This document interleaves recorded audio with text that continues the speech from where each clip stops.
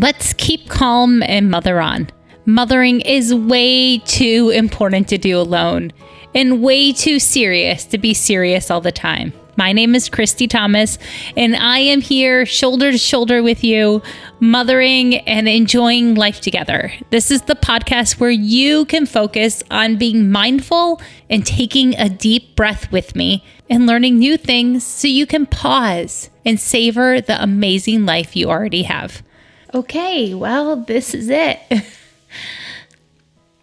It's the last podcast to record in this house.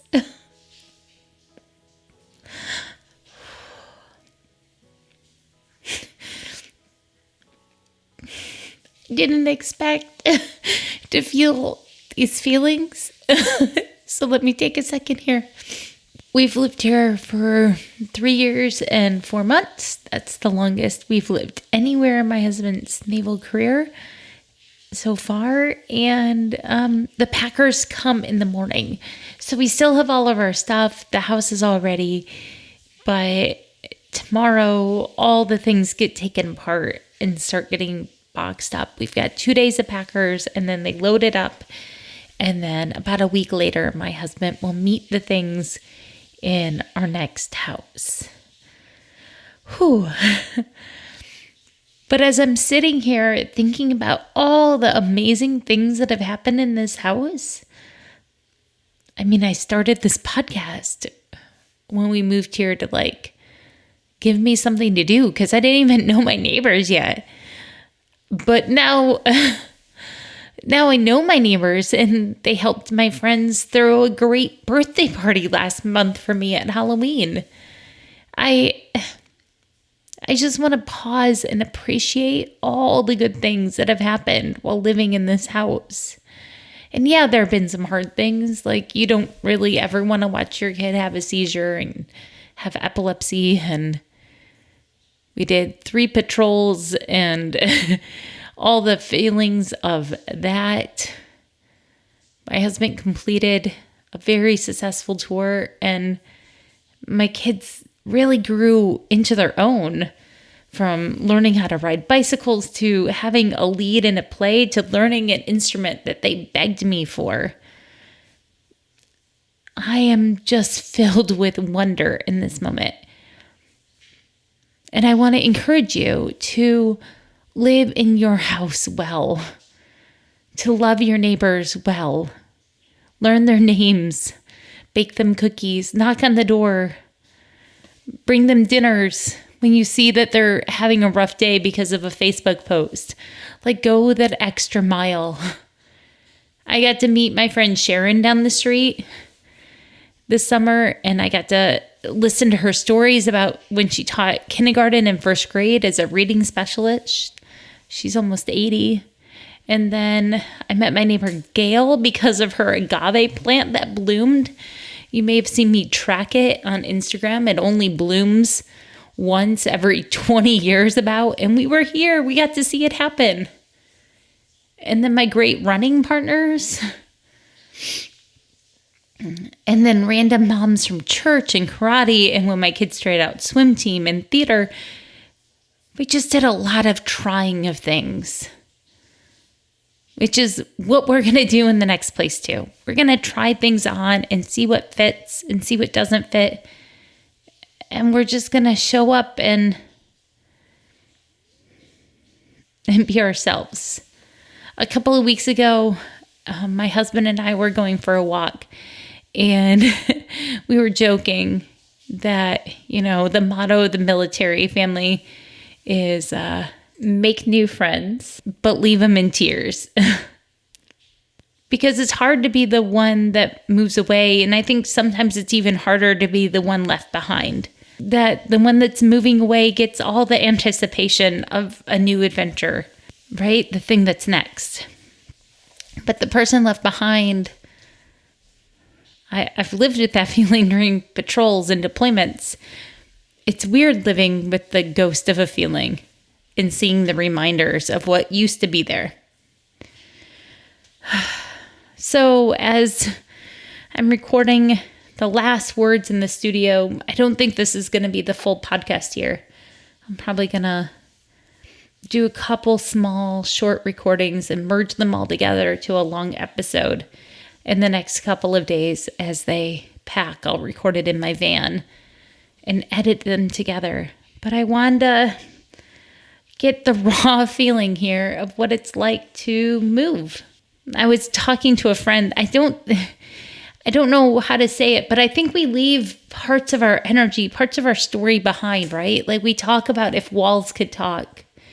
And I think this house would tell you about lots of silliness and laughter and lots of times of a mom losing her patience and taking deep breaths. Learn about celebrating and living through a pandemic and all those things. Kids making plays. Oh my goodness. Mario Kart championships. I don't want to seem rambly to you. I'm just thankful for this space and that you've listened. Okay, I'm going to go. And I will come back probably tomorrow or the next day and add on to this after all the things are packed up. Okay. This is good. How blessed I am to have all these things in my house. But this transition, this requires a lot of self-care, a lot of breathing, going on walks if I can. Luckily, my husband's home tomorrow to help with the Packers. It's much harder to do this if it's just you and the kids. And we'll get it done. Okay, so day one of packing is done.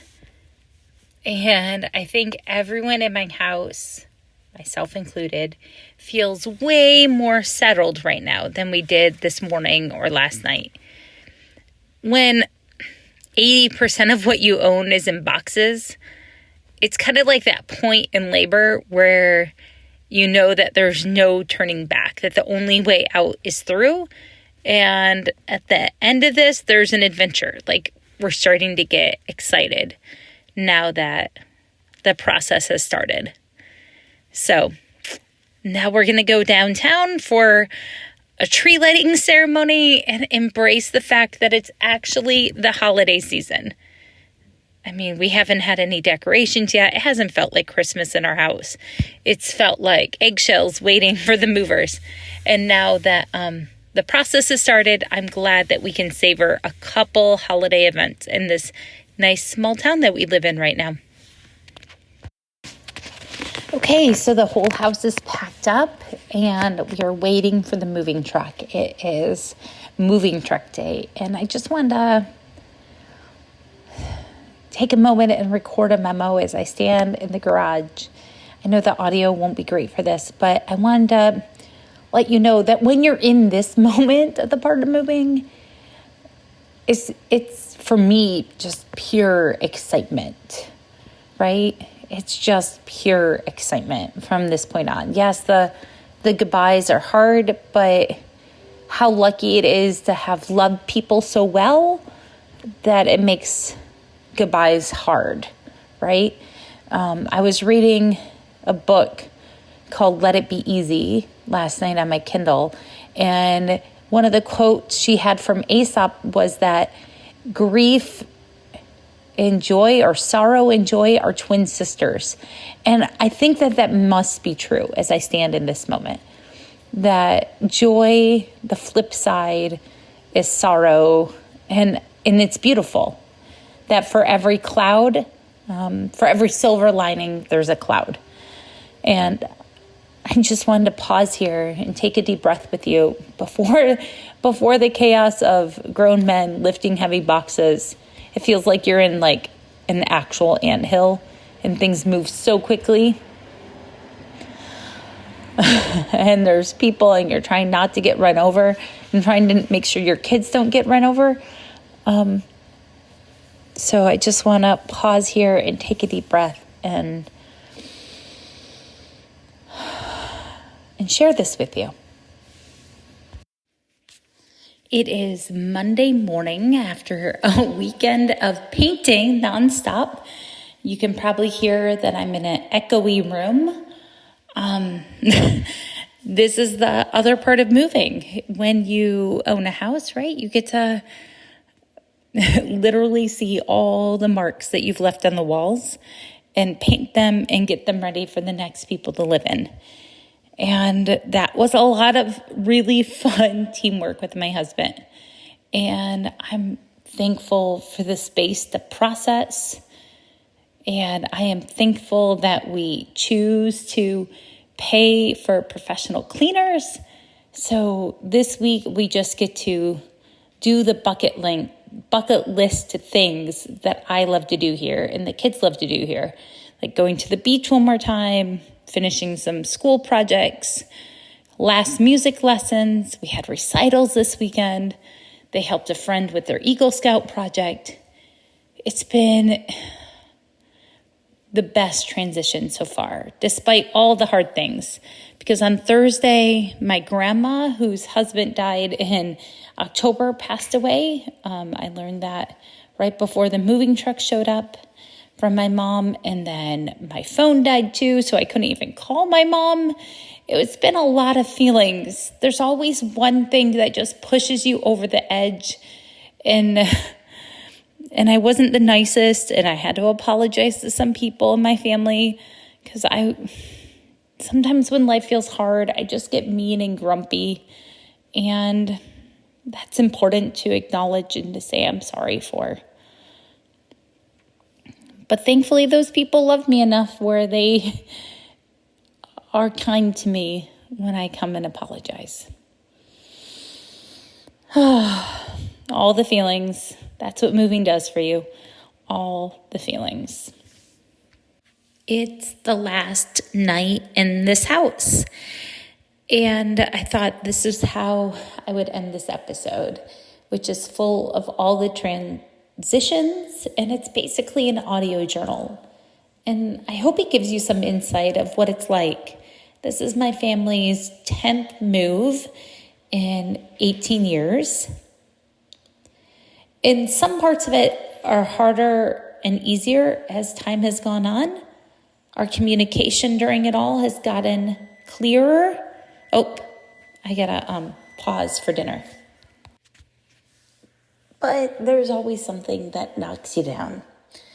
For today's self-care for this episode, I want you to pause and to listen and to ask your body what it needs. Ask your body what it needs, and then find a way to do it for like 90 seconds, 5 minutes if you're lucky. Is it going for a walk? Is it stretching? Is it calling a friend? Is it sitting someplace quiet? Is it having a dance party? Ask your body what it needs. And then for the family fun, I highly encourage that you go on a Christmas light scavenger hunt. It is an absolute joy every year. We still can't find a good snow globe, but that's okay. They're much harder to find than you think. Snow globe and Winnie the Pooh. So maybe find a Christmas light scavenger hunt that doesn't have those two things on it. Okay? You've got this. You're exactly the right mom for your kids. You're an amazing human, and I am so dang glad you're here. Let's keep calm and mother on together. Have a great day. Bye.